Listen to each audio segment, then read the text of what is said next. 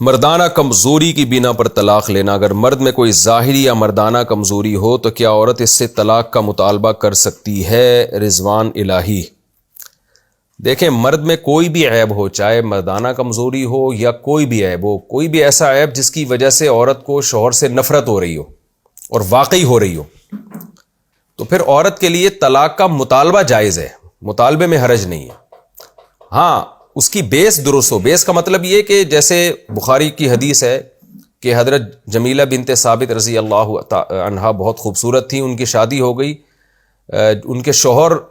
شکل کے بالکل بھی ان کے لحاظ سے بالکل بھی اچھے نہیں تھے،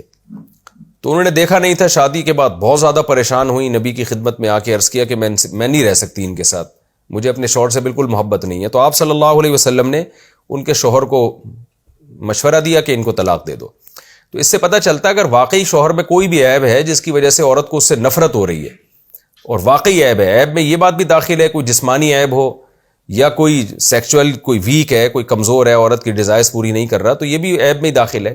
تو طلاق کا عورت کو مطالبے کا حق ہے، لیکن صرف مطالبے کی حد تک حق ہے، اتنا نہیں ہے کہ عورت شوہر اگر طلاق نہ دے تو خود سے وہ اپنے اوپر طلاق واقع کر لے یا کورٹ سے جا کے طلاق لے لے، یہ نہیں ہے۔ تو شوہر اگر دے دے تو ٹھیک ہے، نہیں دے تو پھر اسی کے ساتھ نباہ کرے، پھر اسی سے محبت کرنے کی کوشش کرے۔ تو حضرت ثابت انصاری رضی اللہ تعالی عنہ نے دے دی تھی تو حضرت جمیلہ کو طلاق ہو گئی، نہ دیتے تو نہیں ہوتی۔ تو مطالبہ کوئی معقول بیس پر کیا جا سکتا ہے، پھر شوہر کی مرضی چھوڑ دیتا ہے تو ٹھیک ہے، نہیں چھوڑ دیتا تو پھر عورت اسی کے ساتھ نباہ کرے۔ کورٹ سے طلاق کا حق اس وقت ہوگا جب کوئی بہت ہی معقول ریزن ہوگی، تو اس کی وہ ریزن کیا ہے وہ کئی بار میں بیان کر چکا ہوں۔ اس کے بغیر صرف جو چھوٹی چھوٹی باتوں پر آج کل طلاقوں کا مطالبہ کیا جا رہا ہے وہ ٹھیک نہیں ہے۔ باقی کمزوری ایک الگ چیز ہے، اگر کوئی مرد بالکل ہی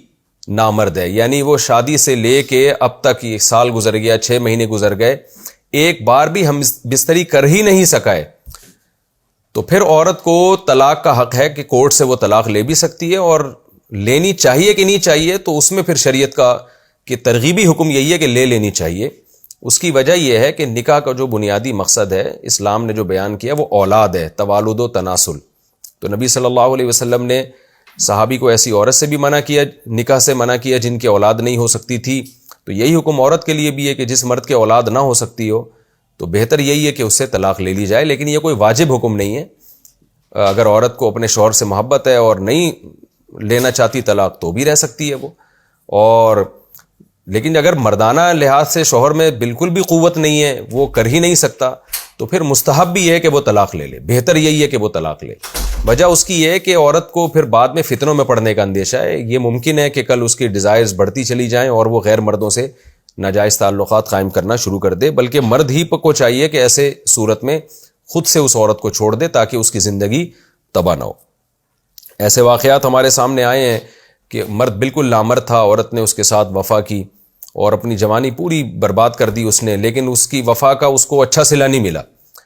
تو چند سالوں کے بعد مرد کو اپنی بیوی کے بارے میں شکوک و شبہات پیدا ہونا شروع ہو گئے کہ